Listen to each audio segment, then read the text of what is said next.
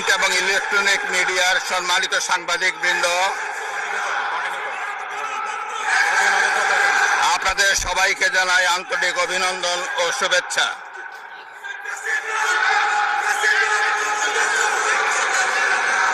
জনাব স্পিকার,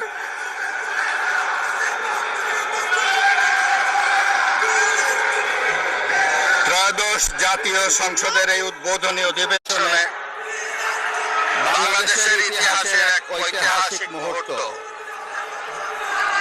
হাজারো শহীদের রক্তের শিবিরে দীর্ঘ ১.৫ দশকের ফ্যাসিবাদী শাসনের অবসানের পর একটি শান্তিপূর্ণ, অবাধ, সুষ্ঠু ও নিরপেক্ষ নির্বাচনের মাধ্যমে নির্বাচিত